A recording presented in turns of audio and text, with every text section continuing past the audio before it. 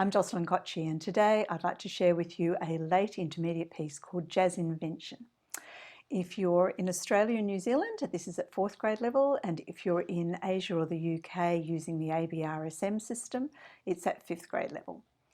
It comes from a collection called A Pocketful of Jazz, which comprises 5 pieces from late intermediate through to advanced. And as the name suggests, Jazz Invention is a contrapuntal study. This means that it uses a compositional style or structure called counterpoint, where there are 2 or more musical ideas or parts which interact together to create a cohesive whole, while each still maintains its own independence. At the very earliest level of this type of writing, we see the canons, where we've got 2 parts in imitation, in exact imitation, and in its most complex we'd have the fugues of Johann Sebastian Bach, where we have maybe 5 parts or more interacting together along with other complex structures to create a really complex composition. And we have other composers who have also written fugues in more contemporary days, and there's some really fantastic works out there which are very, very complex. So this is not terribly complex. This invention is in 2-part counterpoint. So you will hear those 2 parts interacting together as I go through and play it, and then I'll go through some of the strategies for teaching it and some of the difficulties or challenges that you might come across or that your student might have to deal with.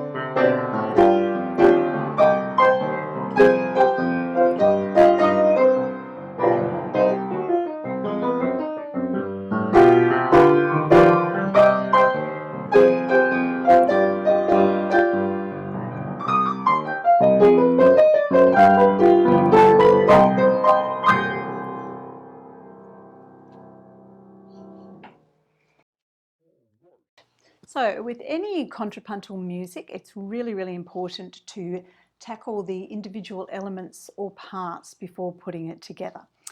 So the best way to do this is in small sections.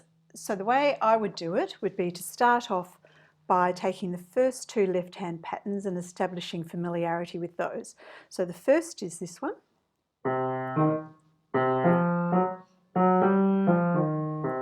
And the second is this.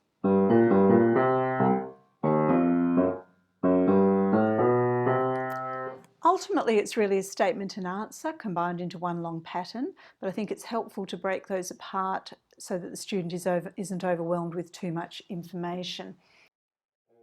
I like my students to really analyse what's on the page before they even take the music to the piano, or at least until they start reading it straight through at the piano. So after establishing those first 2 patterns away from the piano, they can highlight them with coloured pencil, and then they can have a look through and see where else they can see them or parts of them. So if they highlight those with coloured pencil, they pick a different colour maybe for each half of the pattern, and then they look to see where else they see either an obvious repetition or an altered pattern or a variation of that pattern. Sometimes it's only a part of the pattern. But if they can look and find those, that will help them have a better understanding of what's going on in the music. So these will all be most obvious in the A sections, and it's those that I would work on first. When we come to the B section, the student can find those patterns in other keys, and by that time they're going to be quite familiar with them. Going through the score in this way encourages genuine familiarity with an understanding of the music. So if they were going through, for instance, and then the second pattern, or the second half of that pattern, then what's happening next?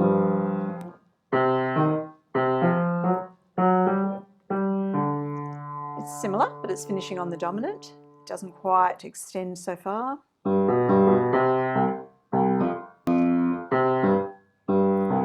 So it's similar, but it's slightly varied. Then we've got and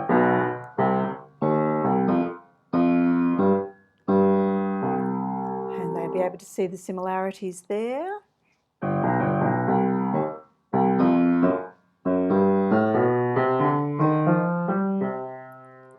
And there, then we're back to, and then the second part.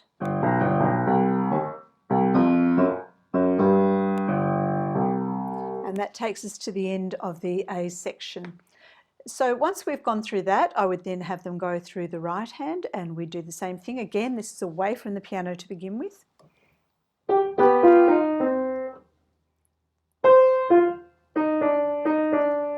That's our first part.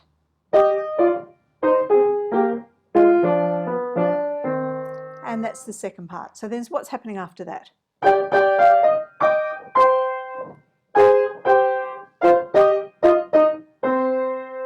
So in what way is that the same? In what way is it different? That's good for them to be actually looking through and seeing what is the difference, what's similar, what's different, even finding whether they're moving to the dominant or whether they're staying on the tonic. Now what's happening here? That's a variation completely, isn't it? But if they know their blues scales, and I always like to make sure my students all know all of their scales, including all of their blues scales. They can see that's just a blues scale. And then we've got a repetition here.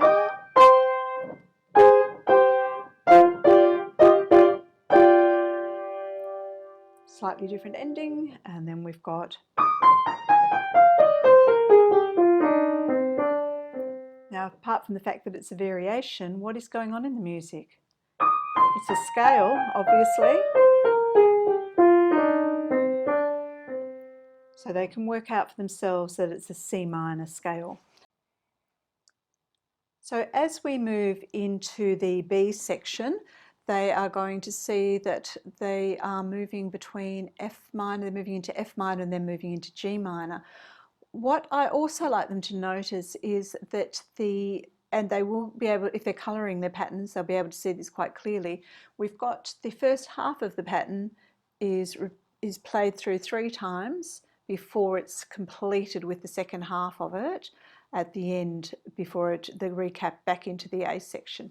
So we've got this going on, F minor with the first half of the pattern. First half of the pattern again in the right hand.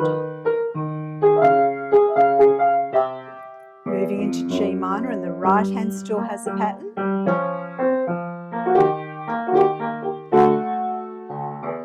And then we have the completion of the pattern.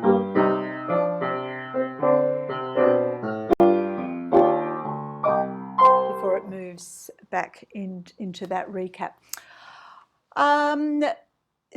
The difficulties that are going to be experienced in this jazz invention are mainly going to be related to the size of the students' hands. I have fairly small hands and find some of this difficult to manage, particularly at the end. The last bar is very, very challenging.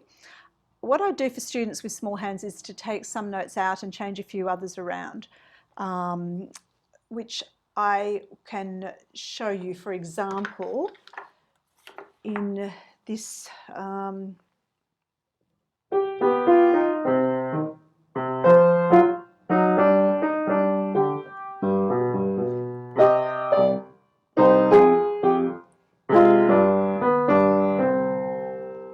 take the bottom note out here and take the octaves out as well, because a lot of small-handed people cannot handle the octaves.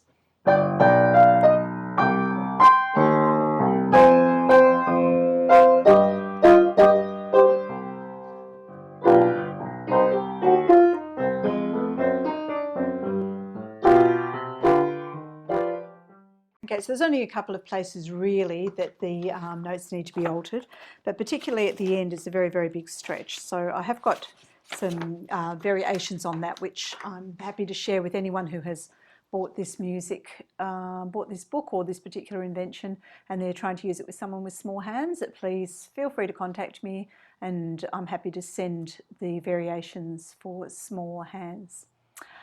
Rhythmically, I don't think this is a difficult piece to manage, but I always have words handy for students who are having any difficulties in grasping where the long and the short notes lie. And these words also work really well for my young students with tiny hands, because they get the simplified version and the words as well. So my words for Jazz Invention are all about Billy the Robber. I'll post them at the end of this video to help those who would like them. As I've said in previous tutorials, it's really, really important that the words that are chosen follow the natural rhythmic inflection of the music, because if they can be misinterpreted in any way, they're not going to be helpful, they'll just be a hindrance. So if you are choosing your own words for any of these pieces of music, then please be very careful about the way that the word sits naturally, rhythmically. Pedaling should be light. I think this piece needs a fairly clean touch with just a little pedal here and there to add contrast and colour. I also use pedals sometimes to assist with connecting the chords that my hands can't quite manage to connect, but do keep it light so that it doesn't blur the melody. So I think that's about it. I hope you've enjoyed this Jazz Invention and that this tutorial will give you some guidance to teaching this in your studio. Jazz Invention and the collection A Pocketful of Jazz are available from Wirrapang at www.australiancomposers.com.au.